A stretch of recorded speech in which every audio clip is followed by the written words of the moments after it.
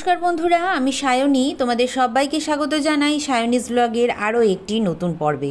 বন্ধুরা, আজ শনিবার, তাই কালো রঙের একটি পোশাক পরেছি। আর এখন বাজে দুপুর প্রায় 1:30। বাইরে একদম খাঁ খাঁ করছে রোদ। কালো রঙটা কেন পরেছি সেটা সবার আগেই বলি যে শনিবার দিন কিন্তু অবশ্যই তোমরা কালো রঙের পোশাক একটু পরার চেষ্টা করবে। এতে বিভিন্ন রকমের কুনজর দোষ কাটে। এটা বাট ঠাকুরেরও প্রিয় একটি রং, এবং তার সাথে সাথে তুমি যদি তোমার বাড়ির উপরে যদি কেউ কোনো রকম কোনো ক্ষতি করার চেষ্টা করে সেটাও কিন্তু টলে যায়। যাই হোক, আজকের যে বিষয় সেটা হচ্ছে মোহিনী একাদশী। সেই নিয়েই আজকে আমি তোমাদেরকে বলবো। খুব তাড়াতাড়ি আসতে চলেছে মোহিনী একাদশী। বৈশাখ মাসের শুক্লপক্ষে যে একাদশী তিথিটি আসে তার নাম হচ্ছে মোহিনী একাদশী। এই মোহিনী শব্দটি এসেছে বিষ্ণুদেবের অনন্য একটি রূপ থেকে। তিনি এই রূপটি গ্রহণ করেছিলেন সমুদ্র মন্থনের সময়। হিন্দু পুরাণ অনুযায়ী দেবতাদের মধ্যে অমৃত বিতরণ করার সময় ভগবান বিষ্ণু মোহিনী রূপ ধারণ করেন এবং অমৃত কেবল দেবতাদের মধ্যেই প্রদান করেন। 2025 সালে মোহিনী একাদশী পড়েছে 8ই মে বৃহস্পতিবার। একাদশী তিথি শুরু হচ্ছে 7ই মে দিবা 12:46 থেকে, এবং সেই তিথিটি স্থায়ী হচ্ছে পরের দিন অর্থাৎ 8ই মে দিবা ঘন্টা 1:53 পর্যন্ত। যেহেতু 8ই মে সূর্যোদয়টা পাচ্ছে, তো তাই জন্য আমরা 8ই মেই একাদশীটি পালন করব। পালনের সময়সূচি: 9 মে 2025 শুক্রবার পূর্বাহ্ন ঘন্টা 9:24 মধ্যে একাদশীর পালনকৃত্য আমাদেরকে সম্পন্ন করতে হবে। বন্ধুরা, তোমরা বুঝতেই পারছো এই বছর কিন্তু বরুথিনী একাদশী এবং মোহিনী একাদশী দুটোই বৃহস্পতিবার পড়ছে। আর বৃহস্পতিবার আমরা সবাই জানি মা লক্ষ্মীর যেমন সমর্পিত বার এটি, তেমনি ভগবান শ্রী বিষ্ণুরও কিন্তু সমর্পিত বার এটি। তাই এর গুরুত্ব অনেক অংশেই বৃদ্ধি পেয়েছে। এই দিন শুধু উপবাস নয়, আত্মশুদ্ধি, আধ্যাত্মিক জ্ঞান ও মোক্ষ লাভের পথও কিন্তু প্রশস্ত করার একটি বিশেষ সুযোগ থাকে। এই মোহিনী একাদশীর উপবাস ও পূজার গুরুত্ব এতটাই বেশি যে একে সোনা দান বা বৃহৎ যজ্ঞের থেকেও ফলপ্রদায়ী বেশি বলে মনে করা হয়। মোহিনী একাদশীর বহু জন্মের পাপ থেকে মুক্তি দেয় এবং আধ্যাত্মিক জ্ঞান অর্জন করতেও সহায়তা করে। বন্ধুরা, এবার আমরা আলোচনা করব যে কিভাবে আমরা এই দিনটিতে উপবাস রাখব। এই দিন সাধারণত নির্জলা উপবাসই রাখা হয়, অন্তত পুজো করা না অবধি। কিন্তু কেউ যদি না পারো তাহলে চা, শরবত বা ফলের রস খেতে পারো। পুজো হয়ে যাওয়ার পর ফলাহার অনেকেই করে থাকেন, অনেকে সাত্ত্বিক ভোজন করে থাকেন, আবার অনেকে কিন্তু আগের দিন সন্ধে থেকে এই ব্রত উপবাস রাখার চেষ্টা করেন। এই দিন আমাদেরকে একদম প্রাতঃকালে উঠতে হবে এবং নিজেকে শুচি করতে হবে, অর্থাৎ স্নান করে শুদ্ধ বস্ত্র পরিধান করতে হবে। এরপরে ভগবান শ্রী বিষ্ণুকে আমরা হলুদ রঙের যে কোনো কিছু নিবেদন করতে পারি। সেটা কোনো ভোগের ফল হতে পারে, মিষ্টি হতে পারে, বা হলুদ রঙের বস্ত্র হতে পারে, বা তার সাজ শৃঙ্গারের কোনো জিনিস হতে পারে। সেটা করার পরে তারপরে আমরা হলুদ ফুল দিয়ে এবং তুলসী পত্র দিয়ে ভগবানকে আমরা এই দিন পুজো করব। এই দিন কিন্তু বন্ধুরা দান, সেবা এই সমস্ত কিছুর বিশেষ গুরুত্ব থাকে। নিজের সামর্থ্য অনুযায়ী তুমি দুস্থদের কিছু দান করতে পারো, এবং এটা মনে করা হয় যে তুমি যদি অন্ন দান করো তাহলে তোমাদের দুঃখ দারিদ্রতা দূর হয়। যদি তুমি অর্থ দান করো সেই ক্ষেত্রেও কিন্তু দুঃখ দারিদ্রতা দূর হয়। এছাড়াও এই দিন নেতিবাচক কোনো চিন্তা আমাদের মধ্যে রাখা যাবে না। কারোর উপরে যদি কোনো রাগ থাকে, নিজের মনের ভিতরে যদি কোনো দুঃখ থাকে, অভিমান থাকে, সেটাকেও এই দিনের জন্য একটু বাইরে রাখতে হবে, এবং অবশ্যই ঈশ্বর সাধনায় এই দিনটা আমাদেরকে কাটাতে হবে। এবং এই দিন অর্থাৎ একাদশী যে কোনো তিথিতেই কিন্তু আমাদের বিশেষ রূপে ভগবান শ্রী হরির এবং তার সাথে সাথে লক্ষ্মী ঠাকুরেরও সুন্দর করে পুজো করতে হবে। কেন আমরা সবাই জানি যে বিষ্ণুদেব সবথেকে বেশি প্রীত হন যদি তার আগে লক্ষ্মী দেবীর পুজো করা হয়। এবার তোমাদের বাড়িতে যদি বিষ্ণুদেবের যেই রূপ থাকবে, যদি জগন্নাথ দেব থাকে তাহলে জগন্নাথ দেবের পুজো করবে, যদি তোমাদের বাড়িতে লাড্ডু গোপাল থাকে তাহলে লাড্ডু গোপালের পুজো করবে, যদি মাধব থাকে তাহলে অবশ্যই মাধবের পুজো করতে হবে। তবে সবার আগে কিন্তু মাধবের পুজো করার আগেও তোমাকে রাধারানীর পুজোটা করে নিতে হবে। তো এইভাবে আমাদেরকে পুজো করতে হবে। এই দিন ঈশ্বরের কাছে তুলসী পত্রের মালাও তুমি নিবেদন করতে পারো, বা এমনি চরণেও তুলসী দিতে পারো। এছাড়াও এই দিন ঈশ্বরের কৃপা এবং লাভ করার জন্য নিজেকে শান্তিপূর্ণভাবে নিজের দিনটাকে অতিবাহিত করতে হবে। আর সবথেকে বড় কথা, কারোর মনে কোনো রকম দুঃখ দেওয়া চলবে না, কাউকে কোনো রকম কটূক্তি করা যাবে না এই দিনটিতে। অর্থাৎ একটু নিজেকে এই দিন দিন সংযত করে রাখতে হবে সব কিছুর থেকে। এছাড়াও আমি বলবো যে যাদের বাড়িতে অনেক দিন ধরে দুঃখ দারিদ্রতা চলছে তারা এই দিন বিশেষ রূপে তুলসী পুজো করো, কেন কি তুলসীকেও কিন্তু বিষ্ণুপ্রিয়াই বলে মনে করা হয়। তাই তুলসী মায়ের পুজো এবং অবশ্যই রাধারানীর পুজো বা লক্ষ্মী মায়ের পুজো একত্রে করতে হবে তোমাদেরকে সবসময়। এছাড়াও তোমরা এই দিন ওম নমো ভগবতে বাসুদেবায় নমো এই মন্ত্রটি 108 বার জপ করতে পারো।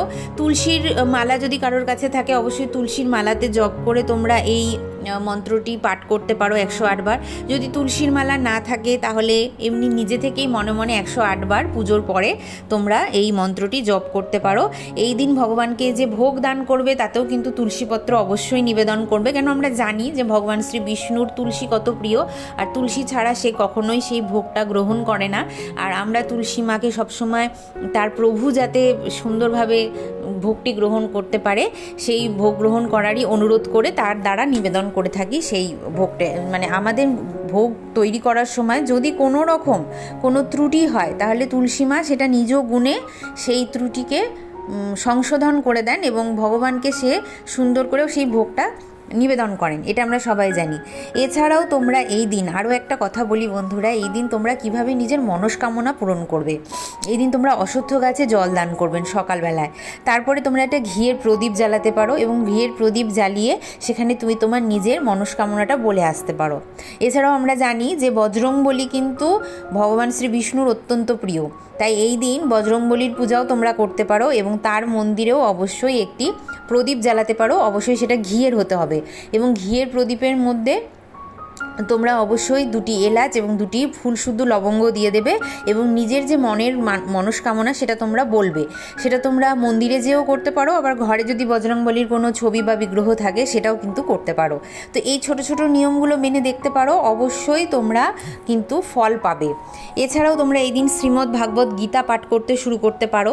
শ্রীমদ্ ভাগবত গীতা তোমরা কাউকে দানও করতে পারো, বৈষ্ণব ভোজন করাতে পারো, কোনো দরিদ্রকে দান করতে পারো এবং কোনো দুস্থ শিশুকে তার ইচ্ছা অনুযায়ী তার প্রিয় কিছু একটা তোমরা দান করতে পারো।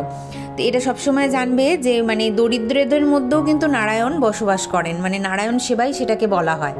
এছাড়াও আমি আরও কিছু নিয়ম বলছি বন্ধুরা। এই দিন তোমরা ভগবান বিষ্ণুর মোহিনী রূপকেও মনে মনে শ্রদ্ধা জানাতে পারো এবং তার কাছে প্রার্থনা করতে পারো, নিজের যে যা যা সমস্যা আছে সেই কথাগুলো বলতে পারো, তারপরে তোমরা কোনো নিজের মনস্কামনা জানাতে পারো, তো সেটাও হয়। আর লক্ষ্মী দেবীর পুজোটা ভালো করে করে লক্ষ্মী দেবীর চরণের কাছে তোমরা অবশ্যই বসে তোমার নিজের যে যদি কোনো আর্থিক সমস্যা থাকে সেইটাও কিন্তু জানাতে পারো। এটা খুবই একটা মানে ফলপ্রদায়ী জিনিস হয়, তাহলে সঙ্গে সঙ্গে নাকি মা লক্ষ্মী সেই মনস্কামনা পূর্ণ করেন।